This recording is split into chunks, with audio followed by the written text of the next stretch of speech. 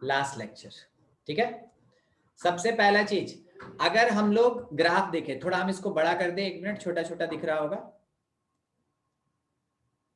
ठीक, आइए, या अगर sine of sine inverse x है तो ये x हमको देता है, हमको पता है साइन और साइन इनवर्स एक दूसरे को कैंसिल करता है और फाइनली आंसर हमको क्या मिलता है, x। कोई बताएगा ये x जो है वो वैल्यू है या फिर एंगल है? एंगल है, वैल्यू है sir, value value sir, value value है। It is value. जैसे साइन ऑफ अगर साइन इनवर्स लिखा रहता है तो इसके कैंसिलेशन के उपरांत हम लोग को x मिलता है, और अगर sine inverse of sign x लिखा रहता है तो फिर से इसके कैंसिलेशन के उपरांत हम लोग को x ही मिलता है। मगर अब x और x में क्या डिफरेंस है कि जब साइन इनवर्स का x है तो it is value, ranges from -1 to 1, और अगर साइन x का x है then it is angle, ranges from -π/2 to π/2। ठीक है, ये चीज ध्यान रखना है। तो जब आप यहाँ वैल्यू लेके आए तो देखिए आपके सामने एक इक्वेशन बन गया, इसको और इसको उठाइए बस, y is equals to x। क्या ये आइडेंटिटी फंक्शन है? एन आइडेंटिटी फंक्शन, क्या ये आइडेंटिटी फंक्शन है? Yes sir. अरे फंक्शन में पढ़े थे यार। ठीक है, हाँ सर, हाँ सर। और आइडेंटिटी फंक्शन मतलब लीनियर होने के कारण स्ट्रेट लाइन है और इसका स्लोप 1 है और एंगल ये 45 डिग्री बना रहा है। तो हम इसका ग्राफ ऐसे ड्रॉ करेंगे, स्ट्रेट लाइन यहां से यहां तक, यहां से यहां तक, मतलब कहां से कहां तक, -1 से 1 तक, -1 से 1 तक। ठीक है, ये इसका रेंज हो जाएगा, ये इसका डोमेन हो जाएगा। कारण है कि जितना x होगा उतना ही y भी होगा, तो अगर x -1 से 1 है तो y भी -1 से 1 ही होगा। ये ग्राफ बन गया, it is the graph of y is equals to sine of sine inverse x। तुरंत इसका उल्टा भी देखेंगे अभी। ठीक है, तुरंत, अभी इसको रहने दीजिए। हाँ, आगे आइए। tan of tan inverse x, tan of tan inverse x, ये ऐसा लिखा है। हम लोग ये जानते हैं ना कि tan x का ग्राफ कैसा होता है?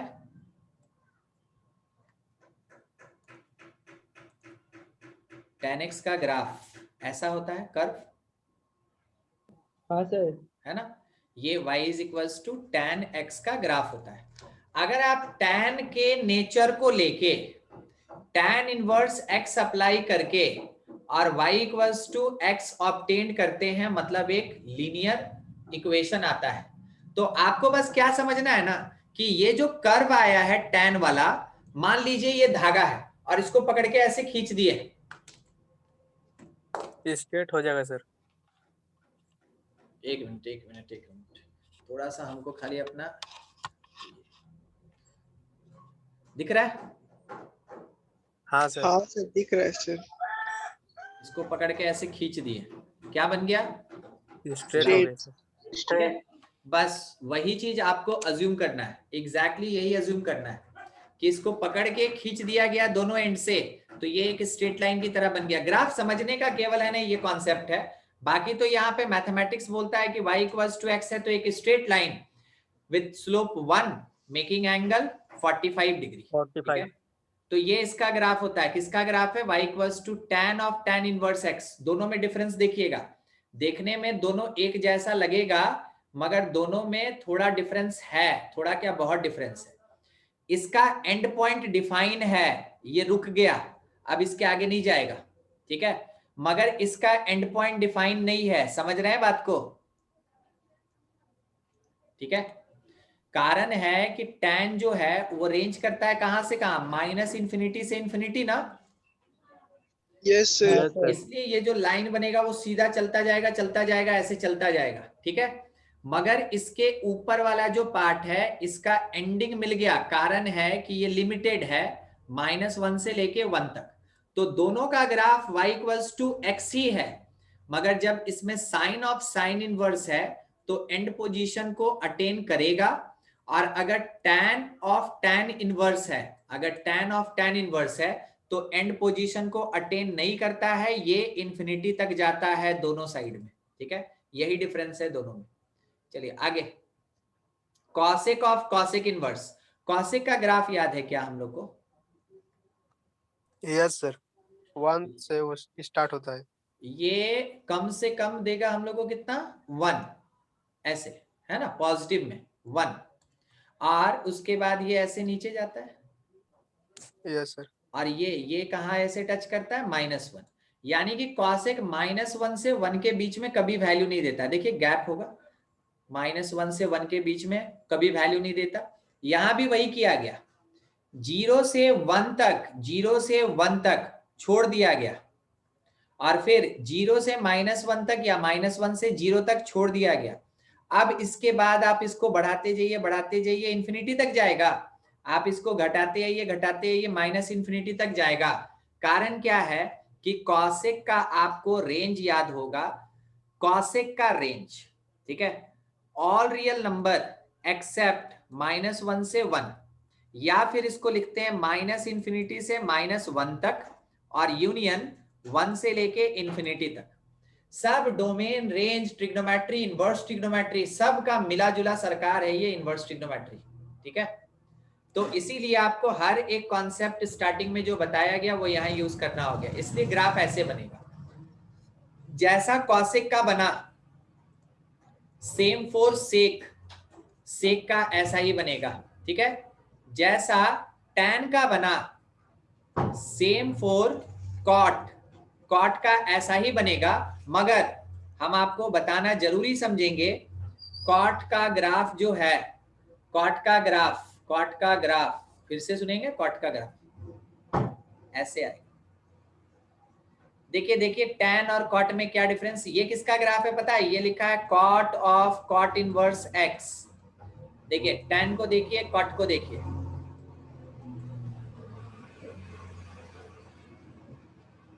क्या आपको पता चला?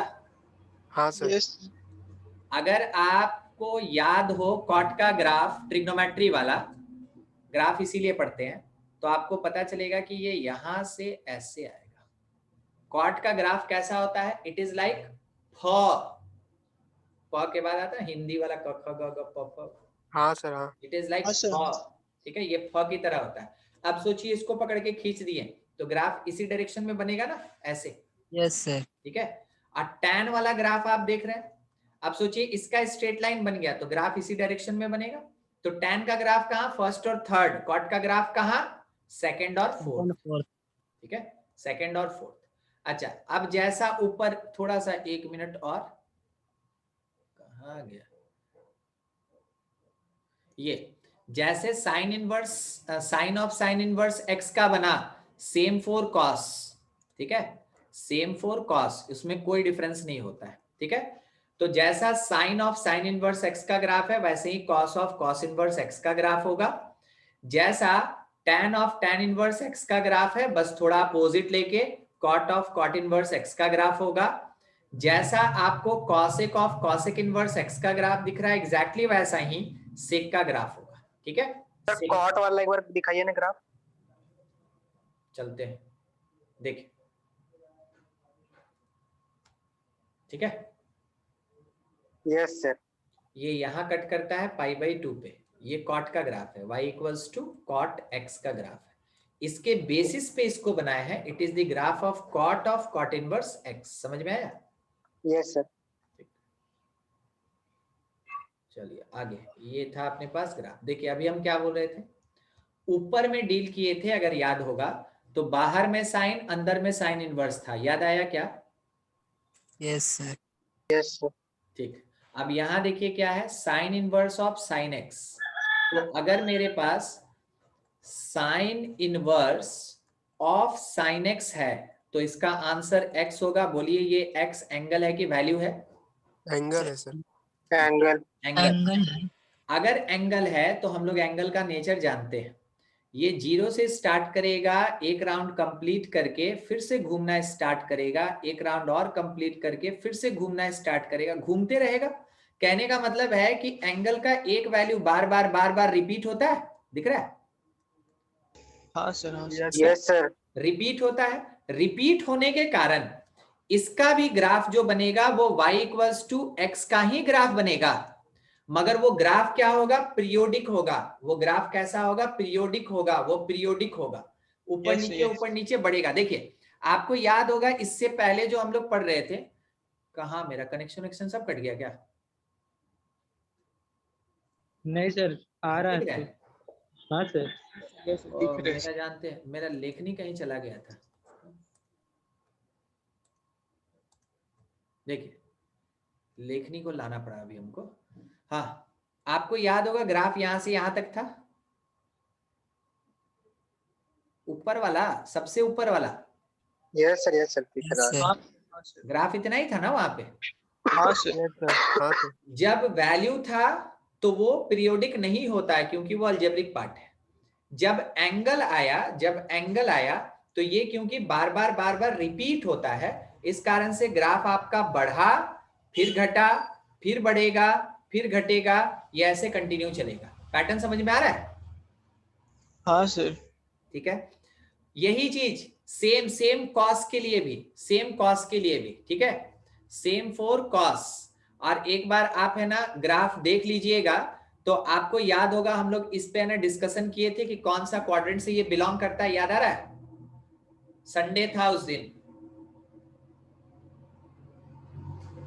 सांप का क्लास कर रहे थे। यस सर, याद।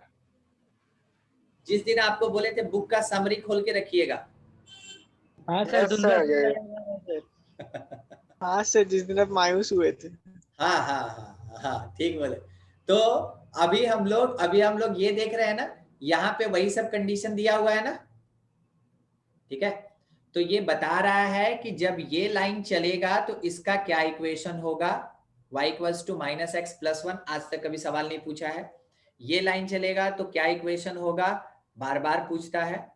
y equals to x minus y pi minus x, ये लाइन चलेगा तो क्या होगा, कभी नहीं पूछता, ठीक है। ग्राफ बस पता होना चाहिए, इसलिए पता होना चाहिए कि आपको ग्राफ दे देगा और बोलेगा it is the graph of sine inverse sine x और sine of sine inverse x. तो आपको पता होना चाहिए कि अगर बाय द वे एंगल निकला तो ग्राफ रिपीट करेगा बार बार, और अगर वैल्यू निकला तो एक सेगमेंट होगा, बस ग्राफ वहीं एंड हो गया। अब देखिए टैन के साथ एक कमाल का बात है, ये कभी रिपीट नहीं कर सकता, ठीक है, ये रिपीट नहीं कर सकता। कारण क्या है आपको एकदम यहां हम समझाएंगे। आपको साइन का ग्राफ याद होगा, साइन एक्स ऐसा होता है साइन एक्स का graph. Yes, Yes, sir. sir. It is repeated ना, ये ऊपर नीचे ऑसिलेट करता रहता है। अब टैन Yes, का sir. ग्राफ देखिए, टैन का ग्राफ देखिए, टैन का ग्राफ कैसा होता है देखिए। टैन का ग्राफ यहां से चलेगा ऐसे आएगा, फिर यहां से चलेगा ऐसे आएगा, ठीक है। पकड़ पकड़ के खींचने के बाद सोचिए क्या आपको ऐसा ग्राफ मिल रहा है? Yes sir. Yes, sir. ठीक है, तो ये कंटिन्यूअस नहीं है, ऊपर वाला कंटिन्यूअस है। ये चैप्टर खत्म होने के बाद जो चैप्टर पढ़ना उसका नाम है कंटिन्यूटी, ठीक है। ये ऊपर वाला जो कर्व है, ये जो ग्राफ है, it is called continuous curve. और यहाँ नीचे वाला जो है ये कंटिन्यूअस नहीं है। आपको पैटर्न समझ में आ रहा है ना कि यहाँ तक गया फटाक से नीचे गिर गया, ये तो हाँ, आपको है ना फ्रैक्शनल पार्ट की तरह दिख रहा है ना, ठीक है, ये वही है। तो ये हो गया टैन का। अच्छा बताइए तो कॉट का कैसा होगा? सर इसके अपोजिट साइड से ना होगा। Opposite बस मतलब same for cot but direction opposite, but direction कैसा होगा, अपोजिट होगा। समझ में आ रहा है? ठीक है, चलिए ग्राफ ग्राफ ग्राफ हो गया, ग्राफ का काम खत्म, ठीक है, ग्राफ का काम खत्म। अब उसके बाद जो कॉसेक है, सेक रहने दीजिए, उसका कोई वैसा जरूरत नहीं पड़ता है, बस इतना सफिशिएंट है, ठीक है। अच्छा अभी भी मेरे पास ये पार्ट एक बचा हुआ है, हम इसको खत्म करते हैं, 2 मिनट है अपने पास, ठीक है। 8 belongs to which quadrant? second. Second quadrant. ठीक है, ध्यान रखिएगा सेकंड क्वाड्रेंट। मगर आपको ये पता होना चाहिए कि सेकंड क्वाड्रेंट जाने के लिए या तो 3 पाई को क्रॉस करना पड़ेगा और नहीं तो 5 पाई बाई 2 को क्रॉस करना होगा। तो मेरे लिखने का तरीका देखते चलिएगा, ठीक है, थोड़ा छोटा करें, ये काफी बड़ा है। हाँ देखिए ये मेरे पास सेकेंड क्वाड्रेंट है, हम कैसे लिख रहे हैं वो देखिए। y is equals to sine inverse, अंदर प्रिंसिपल वैल्यू आना चाहिए, तो साइन 3 पाई माइनस 8 लिखेंगे, क्या प्रिंसिपल वैल्यू हो गया? Yes sir. Yes sir. देखते चलिएगा, माइनस tan इनवर्स tan 10, 10 कौन सा क्वाड्रेंट? Third quadrant. तो थर्ड क्वाड्रेंट के लिए हम क्या लिख सकते हैं वो देखिएगा। थर्ड क्वाड्रेंट के लिए हम क्या लिख सकते हैं? 10 माइनस 3 पाई, क्या ये एक्यूट एंगल आया? सर फिर से रिपीट कीजिए ना, मैं नेटवर्क इशू हो गया था तो। अच्छा ठीक है, हम बोल रहे हैं ना ये 10 थर्ड क्वाड्रेंट का है, अगर इसको प्रिंसिपल वैल्यू में लाना है तो हमको फर्स्ट क्वाड्रेंट में लाना पड़ेगा। हाँ सर। फर्स्ट क्वाड्रेंट लाने के लिए 10 को क्या हम 10 माइनस 3 पाई लिख सकते हैं? 10 में से 3 पाई सब्ट्रैक्ट कीजिए, 9.42 कितना होता है? 0.58 होता है। 0.58 बिलोंग्स टू फर्स्ट क्वाड्रेंट, सही बोले? Yes sir, yes sir. Yes sir. तो 10 प्रिंसिपल वैल्यू नहीं है, मगर 10 माइनस 3 पाई प्रिंसिपल वैल्यू का पार्ट है। 12 के बारे में सोच लीजिए, 12 4 पाई से थोड़ा सा छोटा है, 4 पाई से थोड़ा सा छोटा है, तो कौन सा क्वाड्रेंट होगा? Second sir. फोर्थ। ओ। समझे? हाँ सर समझ गए। 4 पाई से थोड़ा सा छोटा है, फिर से बोले 4 पाई से थोड़ा सा छोटा है, तो फोर्थ क्वाड्रेंट होगा ना? हाँ सर, हाँ सर। ठीक है। 4 पाई माइनस 12 एक्यूट एंगल यानी प्रिंसिपल वैल्यू लिख दिए। 9 को आप बताइए तो कैसे लिखे, आप लोग सजेस्ट कीजिए, अब तब से हम ये बता रहे हैं। 9 को, 9 कौन सा क्वाड्रेंट? सेकंड होगा सर। Second quadrant. अब अगर उसको 9.42 में से सब्ट्रैक्ट कर दें तो वो एक्यूट बन जाएगा।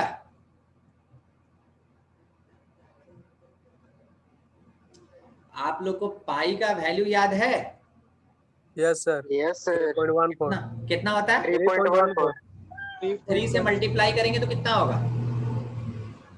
9 से ज्यादा होगा। 9.9 से ज्यादा होगा। और 9 से ज्यादा होगा। कभी कभार जानते इधर उधर भी आंख चला लेना चाहिए, हमेशा अर्जुन बनने से फायदा नहीं होता है, समझे Rahul? 9.42। 9.42।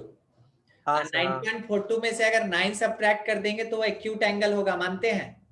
Yes sir. Yes sir. 0.42। Cot 6 belongs to कौन सा क्वाड्रेंट? 6 सेकंड हो जाएगा सर। फर्स्ट सर, फर्स्ट नहीं तो फोर्थ। फोर्थ। 6.28 से थोड़ा छोटा है ना फोर्थ क्वाड्रेंट, तो इसको लिखेंगे हम लोग 2 पाई माइनस 6 एक्यूट बन जाएगा। अच्छा, फिर उसके बाद माइनस कॉसेक इनवर्स कॉसेक, और इसका एंगल अरे है ही नहीं, वो यहाँ है, यहाँ 7 है sir. 7 belongs to which quadrant? First. तो क्या हम उसमें 7 माइनस 2 पाई लिख सकते हैं? देखिए अरेंजमेंट देखिएगा, ये क्वेश्चन इसीलिए हम बना दिए। अरेंजमेंट देखिएगा, उसके बाद आंसर लिखिएगा, ठीक है? सब का सब मेरा प्रिंसिपल वैल्यू हम पहले से अरेंज करके बैठे हैं। साइन इनवर्स साइन हटाते चलिए, लिखते चलिए। 3 pi minus 8 minus 10 minus 3 pi plus 4 pi minus 12, केवल एंगल लिख रहे हैं, minus 3 pi minus 9 plus 2 pi minus 6 minus 7 minus 2 पाई। सॉल्व कर लीजिए, आंसर आ जाएगा, ठीक है? कर दें? कर लेंगे। नहीं सर। ठीक है, पाई वाला टर्म एक साथ जुड़ जाए। अरे नहीं, उसके आगे भी तो बताना है, ए और बी बताना है ना। रुकिए 3 3 6 6 4 10 10 minus 3 7 7 plus 2 9 9 plus 2 11 pi minus 8 minus 10 minus 18 minus 12 minus 30 plus 9 minus 21 minus 27 minus 27 minus 34 minus 34। It is like, ऊपर देखिए यहाँ ए पाई प्लस बी, ए कितना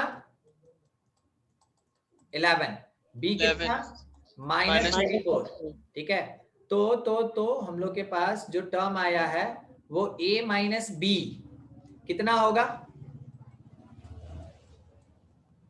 -23। वाह, 45 हो जाएगा सर, माइनस है ना। 45। ठीक है, 45। चलिए ठीक है, देख लिए ना।